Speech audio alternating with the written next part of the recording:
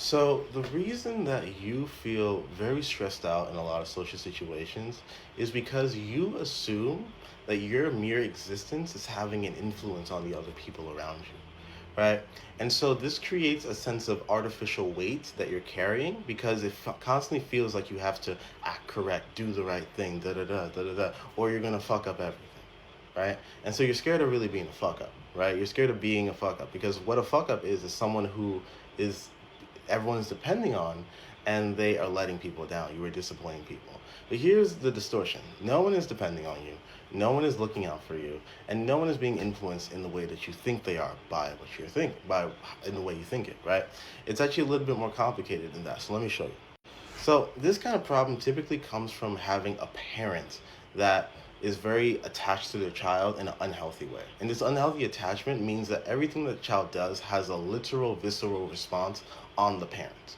Right? The parent doesn't have a sense of self-trust or a sense of self-diligence, self-anchoring. They are heavily reliant on other people to tell them what to do, or maybe they're heavily reliant on following the correct methodology. Maybe it's religion, whatever it is, right?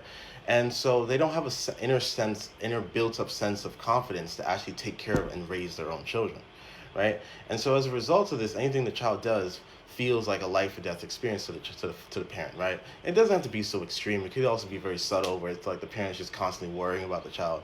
But either way, this is an unhealthy way to raise a child. And I know this not because I'm judging other parents, but because I'm gonna show you how it affects the parent-child dynamic, right? Because this is what happens as the child is growing up. The child is a young human being. They're very small. They need to depend on the parent for the first 2 or 3 years. After a while, they start walking, they start talking, they start touching stuff on their own, start moving like toddlers, older toddlers, right? Approaching 9, 10 years old. And so what's happening is that the child is noticing that everything they do is having an emotional reaction on the parent because they've been so connected to the parent. They feel the parent. They're experiencing what's called a DNA transfer, where they're in energetic equivalence with the parent to a certain degree, so they can actually empath the parent's feelings. Like you would know when your mom is angry. You know it. Like even if you don't have trauma, you can feel it. It's like because you were literally in their body, right? Even your father, because he was literally there. So hopefully he was there, right? And so this experience of them being affected by what you do so heavily starts to really build into your identity. They may even bring it up. They may do this: don't worry your mother, you shouldn't be doing such things, this is the right way to do it. And then they get really angry when you mess up. Da, da, da. But you see your parent is just constantly reacting to your emotions. So it kind of feels like your parent is like a double echo of whatever you do. So like you do something, your parents gonna have a reaction. You do this, your parents gonna have a reaction. You do that, your parents gonna have a reaction, right? So you get this constant feedback loop where you think that where you start to feel that you have this huge impact on someone else, right? And here's the thing: you're taking responsibility for it, not because you want to, but because they told you to, right? So this is the first distortion you need to unravel. They told you to take responsibility for this feedback loop, so that's why you think you're having an effect on them. But no, really, they are reading you and choosing to be influenced by you. Because here's the big distortion that you need to clear up.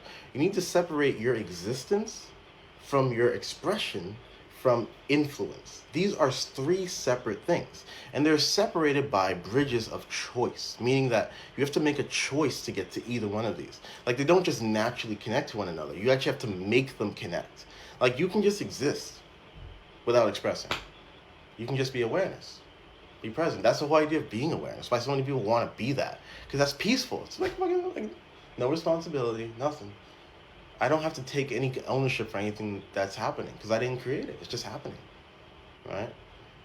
And then there's expression where you're actually choosing to access a part of yourself and bring it into a different dimension. That's expression. That's like releasing, the talking, discharge. You're expressing yourself, right? But just because you're expressing yourself, just like how the wind just moves and expresses itself, doesn't mean you have to influence something. Like things that get influenced by your expression, either you made the choice to influence that thing, like I make the choice to talk to my phone so the camera picks up on it, and the thing has to also make the choice to be influenced by you. It has to be a bi-directional relationship. This is why I talk about relationships. Relationships are always two-way streets, right? It has to be in both ways. The rock has to be able to be moved by the wind so that the wind can move it.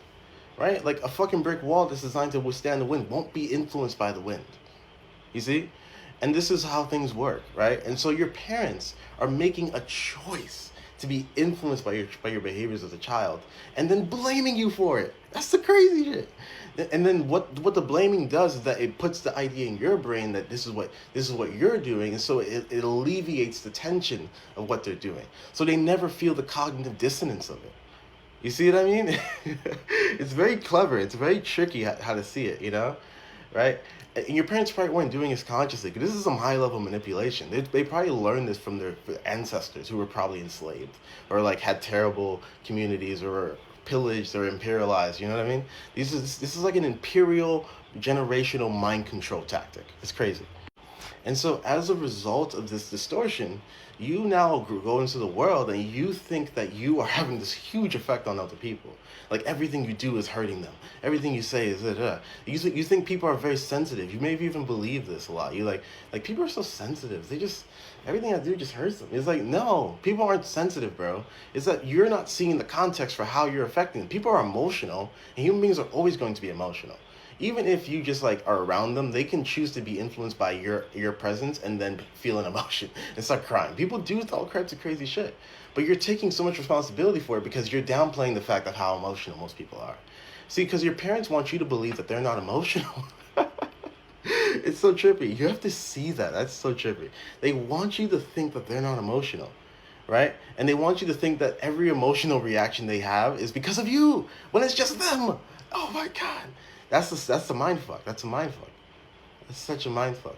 And so when you really pull it back, you realize that your parents or whoever took care of you was an extremely emotionally volatile and unsafe adult to be around. But it gave you such a false impression of yourself, because now you're in the world and you're literally like, whoa, why is that it feels like I have to really behave myself all the fucking time. I can't really let loose. Yeah, because that's a fucking mental prison. Literally, you're saying to yourself that like anything I do is gonna hurt someone else. And so you're gonna feel shame all the fucking time. You're gonna feel constantly guilty. You're gonna feel constantly worried. You're gonna feel constant fear, because that's the only natural way to live if your existence naturally causes effects and ripples in other people's realities that are negative, right? If you are aware you're a virus, you're gonna try to delete yourself. That's how people think, because human beings don't like that frequency. We don't even like when we do it to other people. We don't even like it when they do it to ourselves. We hate it, right? And so we will naturally try to rid ourselves of the world. We try to rid the world of ourselves. We'll hide. We'll go into hibernation. And so parents don't see this, but they are actually training their child to be scared of existing. Because when existing just means influencing, then the person has no free will. They just hurt things by default.